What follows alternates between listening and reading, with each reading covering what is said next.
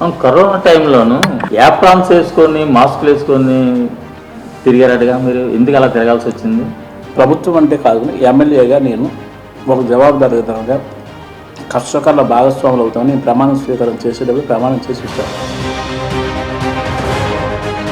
పార్వతీపురం నియోజకవర్గాన్ని మీరు ఎమ్మెల్యే అయిన తర్వాత ఈ పట్టణంలో తాగునీటి సమస్య తీర్చే నేను అడుగుతాను అని మీరు గతంలో చెప్పున్నారు. ఆ పని మీరు పూర్తి చేయగలిగారా? జాతీయ పార్టీ, 2 ప్రాంతీయ పార్టీలు కలిసి ఇప్పుడు మీకు ప్రత్యర్థులుగా ఉన్న పరిస్థితి, ఎదుర్కొని నిలబడే సత్తా మీకుందా? నా మెజార్టీ కంటే ఇంకా తక్కువ.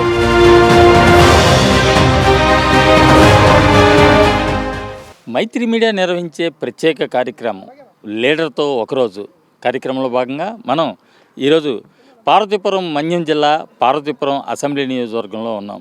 ఈ నియోజకవర్గానికి వైసీపీ నుంచి అభ్యర్థిగా పోటీ పడుతున్నటువంటి అలజంగి జోగారావుని కలుద్దాం.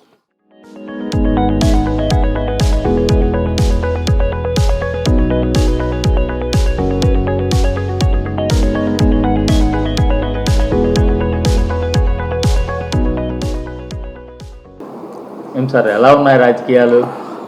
రాజకీయాలు చూస్తున్నా కదా, బాగానే ఉంది. ఎలా ఉన్నది అంటే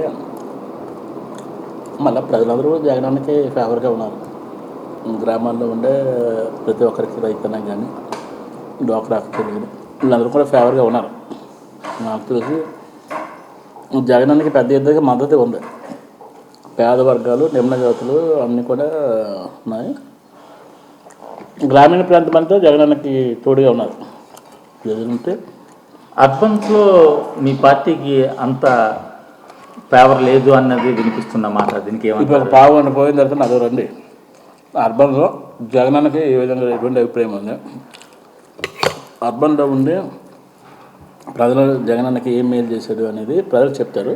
మీరు ఇప్పుడు నాతో వస్తే పావుగంటలో వస్తే ప్రజలు ఏ విధంగా ప్రజలు అవేర్గా ఉన్నారు, జగనానికి ఎందుకు ముఖ్యమంత్రి చేసుకోవాలనుకుంటున్నారు అంతా కూడా వాళ్ళు చెప్తారు.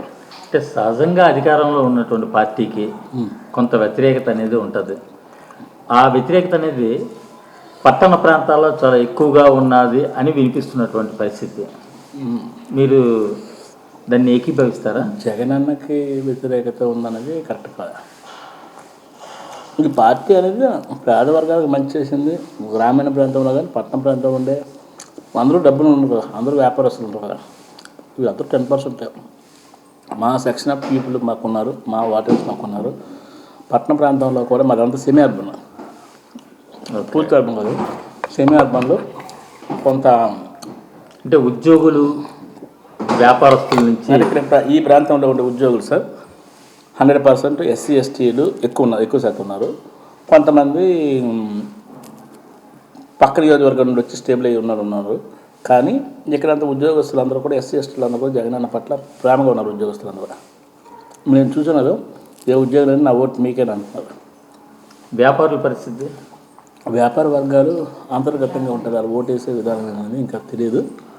కరోనా టైంలోనూ ప్రభుత్వాలన్నీ ప్రశాంతంగా ఇళ్ళ దగ్గర ఉండండి, ఇంట్లోంచి బయటికి కదలద్దు అని చెప్పి సాక్షాత్తు ప్రధానమంత్రి కూడా చెప్పిన టైంలోనూ యాప్రాన్స్ వేసుకొని మాస్కులు వేసుకొని తిరిగారటగా, మీరు ఎందుకు అలా తిరగాల్సి వచ్చింది?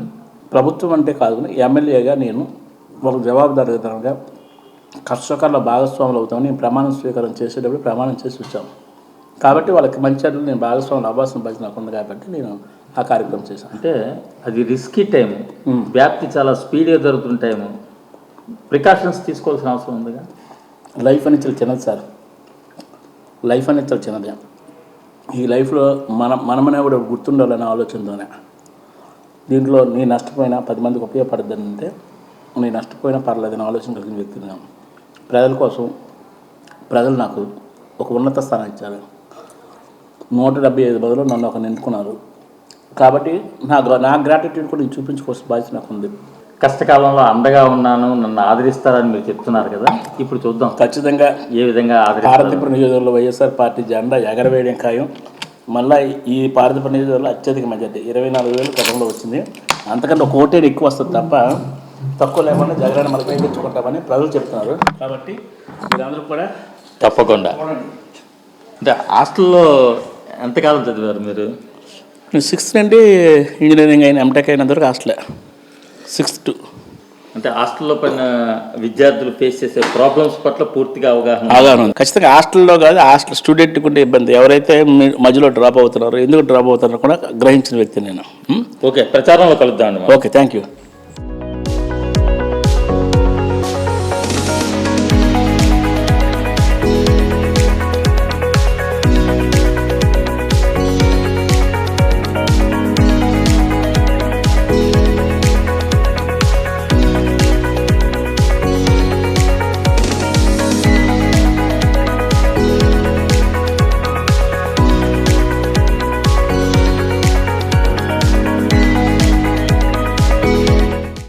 ఎన్నికలు సమీపిస్తున్న వేళ అభ్యర్థులు తమ ప్రచారాలను ముమ్మరం చేస్తున్నారు.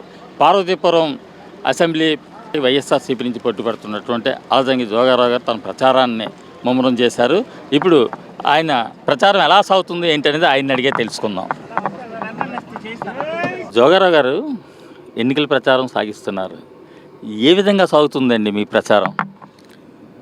ప్రజల దగ్గరికి వెళ్ళి గతంలో మేము చేసిన మంచి, జగనన్న ఇచ్చిన సంక్షేమము, మరి నేను ఎమ్మెల్యే అయిన తర్వాత ఈ ప్రాంతానికి చేసిన అభివృద్ధిని 3 కూడా పూర్తి చేస్తూ జగనన్నకి మళ్ళీ ఓటేయండి, తిరిగి ఎమ్మెల్యే చేయండి. ఎమ్మెల్యే చేస్తే ఏవైతే అసంపూర్తిగా ఉన్నాయో కొన్ని సమస్యలు, ఆ సమస్యలు పరిష్కారం చేయడానికి అవకాశం ఉంటుంది, పేద వర్గాలకు మేలు చేయడానికి అవకాశం ఉంటుందని చెప్పి నేను ప్రతి ఇంటికి వెళ్ళి అడగడం జరుగుతుంది. అసలు మీరు ఇక్కడ ఈ నియోజకవర్గంలో అభివృద్ధి చేశారు, జనాల దగ్గరికి వెళ్ళి అభివృద్ధి చేశాము ఓటు ఇవ్వండి అని అడుగుతున్నారు, కానీ మీరు చేసిన అభివృద్ధి ఏంటి? ఈరోజు ఈ పార్వతీపురం నియోజకవర్గంలో నేను ఖచ్చితంగా చెప్పగలను. ఎందుకంటే సుమారుగా 1000 కోట్ల రూపాయలతో అభివృద్ధి చేశానని గర్వంగా చెప్పగలను.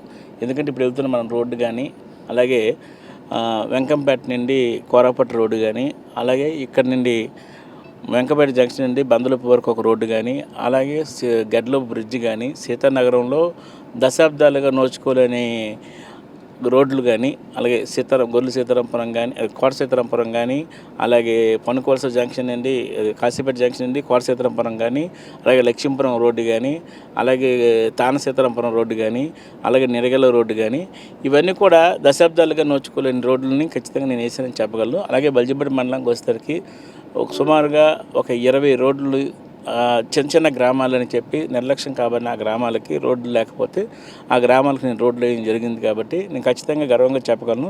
ఈ పార్వతీపురం మండలంలో ఉండే ట్రైబల్ ప్రాంతాలకి, అన్ని ప్రాంతాలకి ఖచ్చితంగా నేను రోడ్లు వేసి గర్వంగా చెప్పగలను. ఎందుకంటే కనెక్టివిటీ లేక నాగరికత తెలుసుకోలేని కుటుంబాలకి ఈరోజు నేను నాగరికతకి ఒక వే వేసాను నేను చెప్పి ఖచ్చితంగా చెప్పగలను. ఎందుకంటే ఈరోజు ఆ రోడ్డు మీద వచ్చి వాళ్ళు పట్టణంలోకి వచ్చి పట్టణంలో ఉండే నాగరికతని వాళ్ళు తెలుసుకొని మళ్ళీ ముందుకెళ్ళేటట్టుగా నేను ఈ గిరిజన ప్రాంతంలో ఉండే నాకు సుమారుగా ఒక 16 గ్రామాలు ఉన్నాయి. ఈ 16 గిరిజన గ్రామాలకి నేను వెన్ను తట్టి అన్ని ప్రాంతాలను కూడా అభివృద్ధి చేయడం జరిగింది. అంటే ఒక రోడ్లో ఒకటైనా మీరు చేసిన అభివృద్ధి ఇంకేమైనా ఉందా? బ్రిడ్జిలు నిర్మాణం చేశాను. మరి ముఖ్యంగా అది కాకుండా తాగునీటి సమస్య మీద 33 కోట్ల రూపాయలతో జలజీవన మిషన్ ద్వారా ఇంటింటికి కొలాయి ఇవ్వడం జరిగింది. మరి ముఖ్యంగా ఈ ప్రతి ఊర్లో కూడా ఒక ట్యాంక్ నిర్మాణం చేయడం జరిగింది. గ్రామ సచివాలయంను, వెల్నెస్ సెంటర్, ఆర్బీకేను, పార్వతీపురం నియోజకవర్గం ఖచ్చితంగా చెప్పగలను. స్టేట్ మొత్తం కల్లా మా దగ్గరికి నిర్మాణం జరిగినట్టు ఎక్కడ జరగలేదని గర్వంగా చెప్పగలను. నేను ప్రతి గ్రామంలో 1 కోటి రూపాయలు పెట్టి నిర్మాణం చేయడం జరుగుతుంది. మీకు ఉదాహరణగా ఇదిగో ఇక్కడ నుండి ఇదిగో కనబడుతుంది, ఆ సచివాలయం మనమే నిర్మాణం చేశాము. ఆ సచివాలయం నిర్మాణం చేయడానికి ఈ ప్రభుత్వం అనేది ఈ జోగారావు ఎమ్మెల్యే ఆధ్వర్యంలో జరిగిందని చెప్పేసి నేను గర్వంగా చెప్పగలను. పార్వతీపురం నియోజకవర్గానికి మీరు ఎమ్మెల్యే అయిన తర్వాత ఈ పట్టణంలో తాగునీటి సమస్య తీర్చే నేను అడుగుతాను అని మీరు గతంలో చెప్పున్నారు. ఆ పని మీరు పూర్తి చేయగలిగారా? లేదండి, గతంలో నేనైతే 63.63 కోట్ల రూపాయలతో తాగునీటి సమస్యకి నిధులు మంజూరు చేయడం జరిగింది. 3 కోట్ల రూపాయలతో పైప్ లైన్ తెప్పించడం జరిగింది. అలాగే సిస్టమ్ పనిచేస్తున్నప్పుడు కాంట్రాక్ట్ చనిపోవడం వల్ల ఆ వర్క్ అనేది పెండెన్సీ పడిపోయింది. కాబట్టి ఆ వర్క్ అనేది పెండింగ్లో ఉంది. కాబట్టి నేను చేయలేకపోయింది తప్ప అదొకటి. పార్వతీపురం పట్టణంలోని డంపింగ్ యార్డ్ సమస్యని పరిష్కారం చేయాలని చిత్తశుద్ధితో నేను ఉన్నాను. చిత్తశుద్ధితోనే నేను అన్ని ప్రయత్నాలు చేసినప్పటికీ ప్రతి గ్రామంలో ఎక్కడైతే డంప్ చేస్తామని చెప్తామో అక్కడి నుండి కొంత ఇబ్బంది కలగడం జరిగింది. ఎందుకంటే రాజకీయ ప్రయోజనాల కోసం దీన్ని లేవనెత్తున్నారు, మళ్ళీ వీళ్ళే అడ్డు చెప్తున్నారు. ఎందుకంటే ఎక్కడైతే డంప్ చేస్తామని చెప్పామో ఒకవేళ ప్రభుత్వం నిధులు ఇచ్చినా ఇవ్వకపోయినా నా సొంత డబ్బులతో షిఫ్ట్ చేయడానికి సిద్ధంగా ఉన్నాను. ఓకే, ఈసారి ఎన్నికల్లో జాతీయ పార్టీ 2 ప్రాంతీయ పార్టీలు కలిసి ఇప్పుడు మీకు ప్రత్యర్థులుగా ఉన్న పరిస్థితి. ఈ నియోజకవర్గంలోనూ ఆ 3 పార్టీల్ని ఎదుర్కొని నిలబడే సత్తా వైఎస్ఆర్సీపీ అభ్యర్థిగా మీకుందా? 2019లో సార్, 2019లో తెలుగుదేశం పార్టీకి వచ్చే ఓట్లు, జనసేనకు వచ్చే ఓట్లు, బీజేపీకి వచ్చే ఓట్లు, కాంగ్రెస్ పార్టీకి వచ్చే ఓట్లు కూడా నా మెజార్టీ కంటే ఇంకా తక్కువగానే ఉన్నాయి. నేను ఖచ్చితంగా చెప్పగలను. తెలుగుదేశం పార్టీకి నాకు 24,000 గ్యాప్ ఉంటే, జనసేనకి 6,500 వచ్చాయి, అలాగే బీజేపీకి 900 వచ్చాయి, కాంగ్రెస్కి 700 వచ్చాయి. ఎన్ని పార్టీలు ఒకటైనా జగన్మోహన్ రెడ్డి గారు పేద వర్గాల పట్ల, ప్రజల పట్ల, రైతాంగం పట్ల, డ్వాక్రా అక్కచెల్లెల పట్ల ఈ ప్రభుత్వం చిత్తశుద్ధితో ఉందని మేమైతే నమ్ముతున్నాం. ప్రజలు కూడా విశ్వసిస్తున్నారు. జగనన్న వచ్చిన తర్వాతే మా స్థితిగతులు మారాయి. ఎవరైతే ప్రభుత్వం వస్తే, జగనన్న వస్తే మా ఆశ నెరవేరుతుంది, మా ఆకలి తీరుతుంది అని ఆశపడ్డారో వాళ్ళందరి జీవితాలు మారాయని మేము ఖచ్చితంగా చెప్పగలము. అంటే 2024 ఎన్నికల్లో బడుగు బలహీన వర్గాల పక్షాన, మహిళల పక్షాన, రైతుల పక్షాన పనిచేస్తున్నటువంటి మీరు చెప్తున్నటువంటి వైఎస్ఆర్సీపీ పార్టీ, మీ పార్టీ, మీకు ప్రజలు ఖచ్చితంగా మద్దతు ఇస్తారని మీరు చెప్పగలరా? ఖచ్చితంగా 100కి 100%. రేపు రాబోయే రోజుల్లో పార్వతీపురం నియోజకవర్గంలో ఉండే రైతాంగం కానీ, డ్వాక్రా అక్క చెల్లెలు కానీ, 45 సంవత్సరాల అక్క చెల్లెలు కానీ, స్కూల్కి పంపిస్తున్న పిల్లల్ని పంపిస్తున్న చెల్లెమ్మ కానీ, నిరుద్యోగ యువతి యువకులు కానీ, గ్రామాల్లో ఉండే నాయి బ్రాహ్మణులు, రజకులు, నేత గీత కార్మికులు, అట్టడుగ వర్గాలు, బలహీన వర్గాలు, మరి ముఖ్యంగా ఎస్సీ ఎస్టీలు ఈ ప్రభుత్వం పట్ల చిత్తశుద్ధితో ఒకటే ఆలోచన, జగన్మోహన్ రెడ్డి గారు మళ్ళీ ముఖ్యమంత్రి చేయాలి, ఈ రాష్ట్రంలో పేద వర్గాలు 4 ఏళ్ళు నోటికి వెళ్ళడానికి ఈ ప్రభుత్వం ఒకటే ఆశ్రయం చెప్పి ఈ నియోజకవర్గంలో ప్రధానికి ముక్త కంఠంతో చెప్పడం నేను విన్నాను, నేను చూశాను. ప్రజల పక్షాన, ముఖ్యంగా పేదలు, రైతులు, మహిళలు, పిల్లలు పక్షాన పనిచేస్తున్నటువంటి వైఎస్ఆర్ కాంగ్రెస్ పార్టీకి మళ్ళీ ఈ రాష్ట్రంలో ప్రజలు అధికారాన్ని ఇస్తారని, అలాగే పార్వతీపురంలో కూడా తన సర్వీసుల్ని గుర్తించినటువంటి ప్రజలు చట్టసభకు పంపిస్తారని విశ్వాసంతో చెప్తున్నారు.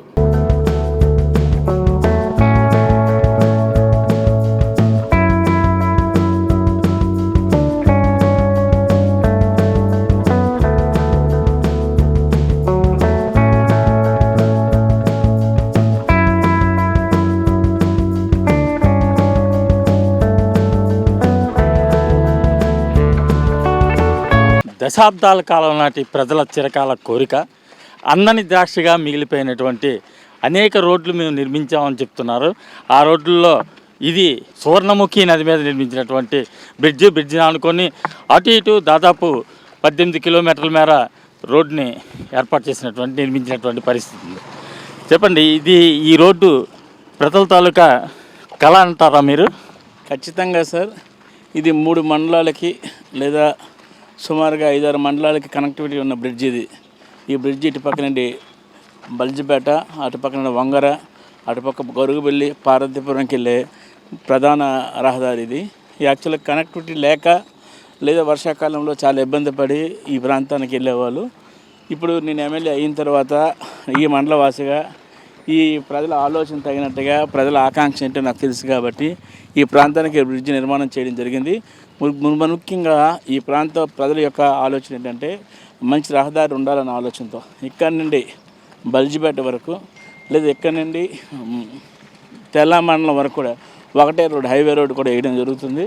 అదేవిధంగా అందులో భాగంగానే ఇదిగో ఇప్పుడు చూస్తున్నాం కదా, ఈ బ్రిడ్జ్ ఈ వైఎస్ఆర్ కాంగ్రెస్ పార్టీ ప్రభుత్వం ఆధ్వర్యంలోనే, ఈ ఎమ్మెల్యే అలజంగి జోగారావు సారథ్యంలోనే ఈ అభివృద్ధి చేశామని చెప్పి నిజంగా గర్వంగా చెప్తున్నాం. ఈ ప్రాంత అభివృద్ధికి ఖచ్చితంగా మేము కట్టుబడి ఉన్నాం. ఈ ప్రజల యొక్క ఆకాంక్ష, ఈ ప్రజల యొక్క ఆలోచన తగినట్టుగా నేను పనిచేసినని గర్వంగా చెప్పగలను. ప్రభుత్వ అభిమతం ఏంటంటే ప్రజల యొక్క అవసరాలు తీర్చడం, ప్రజల కష్టకాలంలో భాగస్వామ్యం అవ్వడం, ప్రజల అవసరాలు తీర్చే దిశగా ఈ ప్రభుత్వం పనిచేసిందని చెప్పడానికి ఇక్కడ నుండి ఒక 1/2 కిలోమీటర్ నుండి అటుపక్క వేరే ప్రాంతానికి కూడా రోడ్ వేయడం జరిగింది. ఆ రోడ్డును కూడా మీకు చూపిస్తాను. ఈ ప్రజల యొక్క అవసరాలు అనేది ఈ మండలవాసిగా ఈ ప్రాంత ప్రధానికి అవసరాలు నాకు తెలుసు కాబట్టి ఈ ప్రాంతంలో రహదారి వేయడం జరిగిందనే విషయాన్ని మీ ద్వారా తెలియపరుస్తున్నాను. అంటే ప్రజాప్రతినిధిగా మీ బాధ్యత, మీరు ప్రజలకి సర్వీస్ చేయాల్సిన అవసరం ఉంది కాబట్టి చేశారు. కానీ ఈ రోడ్లు ఈ నిర్మాణంలోనూ ప్రజలు మీకు సత్కరించడం, పల్లకిలో మిమ్మల్ని మోసుకెళ్ళడం, పాలాభిషేకాలు చేయడం, ఇది ఎలా అనిపించింది అసలు మీకు? అంటే ఏ జన్మలోనో పుణ్యం చేసుకున్నాను. మా తల్లిదండ్రులు కానీ, నేను కానీ, లేదా నా కుటుంబ సభ్యులు చేసే మంచు, ఇదంతా నాకు నా మీద వచ్చిందనేది నేను అభిప్రాయపడుతాను. ఎందుకంటే ఈ కనెక్టివిటీ రోడ్డు చేయడానికి కొంతమంది మంత్రులు కళా వెంకటరావు గారు కానీ, అంతకంటే ముందు పాలవలస రాజశేఖరం గారు, ఇంకా చాలా పెద్దలు ప్రయత్నం చేశారు. వాళ్ళ ఆధ్వర్యంలో జరగలేదు.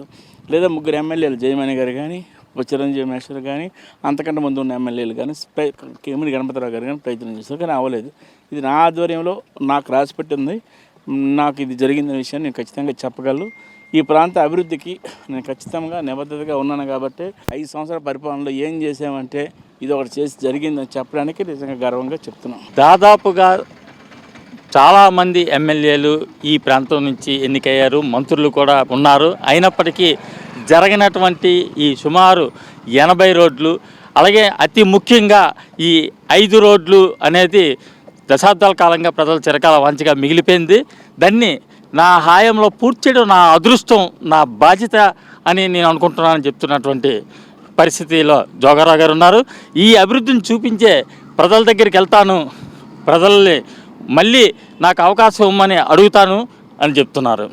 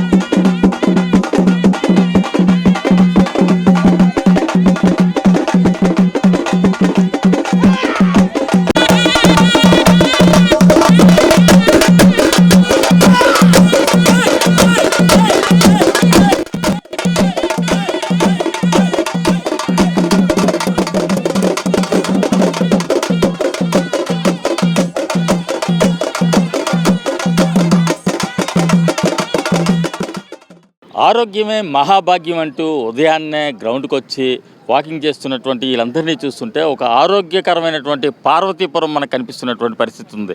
అయితే ఇంత ఆరోగ్యం పట్ల శ్రద్ధ వహిస్తున్నటువంటి వీళ్ళు ఎటువంటి నాయకుడిని చట్టసభకు పంపిస్తారు, ఎటువంటి లక్షణాలు ఉన్నటువంటి వ్యక్తిని తమ ప్రజాప్రతినిధిగా ఎన్నుకుంటారు అని తెలుసుకుందాం. నమస్కారం మహేష్ గారు. ఏంటంటే రెగ్యులర్గా వాకింగ్ చేస్తారా ఏంటి? రెగ్యులర్గా వస్తాను సార్. ఇప్పుడు చట్టసభకి ఎన్నికలు వస్తున్నాయి, చట్టసభకి మీరు పంపిస్తున్నారు ప్రజాప్రతినిధులు.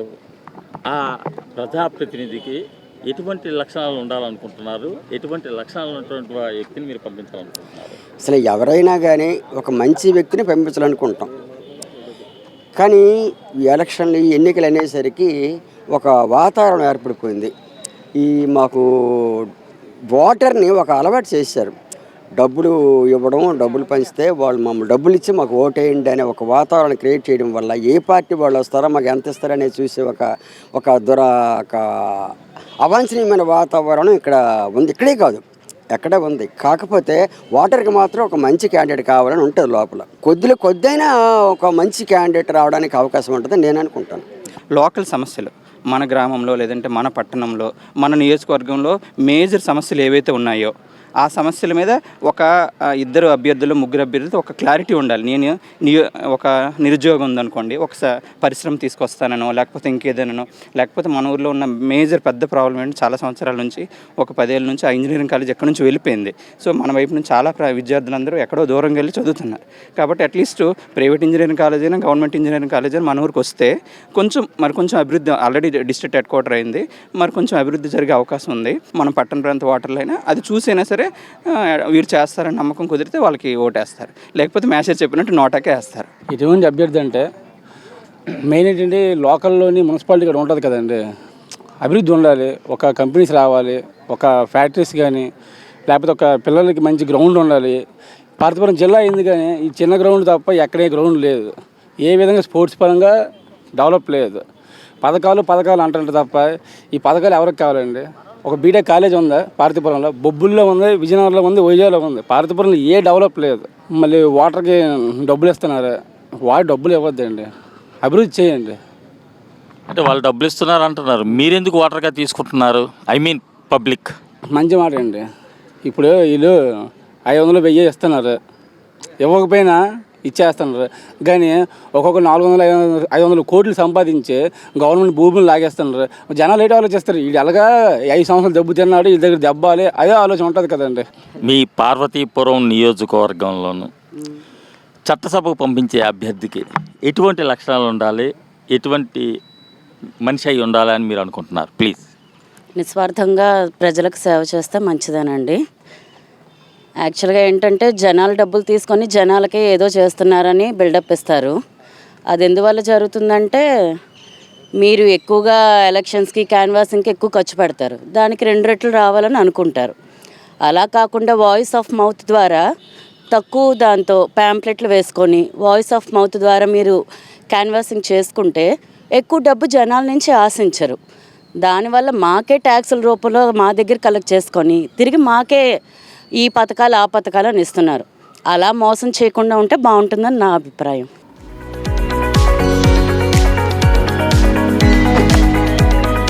మైత్రి మీడియా నిర్వహిస్తున్న లీడర్తో ఒకరోజు కార్యక్రమానికి ఈరోజు మనకు సహకరించినటువంటి పార్వతీపురం వైఎస్ఆర్సీపీ అభ్యర్థి అయినటువంటి అలజంగి జోగారావు గారికి ధన్యవాదాలు తెలియజేస్తున్నాం. నమస్కారం సార్. మీరు ఈరోజంతా మాకు సహకరించినందుకు, మా కార్యక్రమం దిగ్విజయంగా ముగించినందుకు చాలా సంతోషం అండి. ఏదైతే పార్వతీపురం ప్రజలు మరోసారి మిమ్మల్ని చట్టసభకు పంపించాలని మీరు ఆకాంక్షిస్తున్నారో ఆ ఆకాంక్ష నెరవేరాలని చెప్పి మైత్రి మీడియా కూడా కోరుకుంటుంది. ధన్యవాదాలు sir. Thank you sir. Thank you very much. మరోసారి చట్టసభకు వెళ్తాను, ప్రజలు నన్ను ఆశీర్వదిస్తారు, నేను చేసినటువంటి అభివృద్ధి, మా పార్టీ నాయకులు చేసినటువంటి అభివృద్ధితో మేము ముందుకు సాగుతాము, ఇంకా ఏవైనా మిగిలిపోయినవంటూ ఉంటే వాటిని ఖచ్చితంగా పూర్తి చేసి ప్రజల మద్దతుని కూడగొట్టుకుంటామని చెప్తున్నటువంటి పరిస్థితి ఉంది. మరోసారి లీడర్తో ఒకరోజు కార్యక్రమంలో మళ్ళీ కలుద్దాం. అంతవరకు చూస్తూనే ఉండండి మైత్రి మీడియా.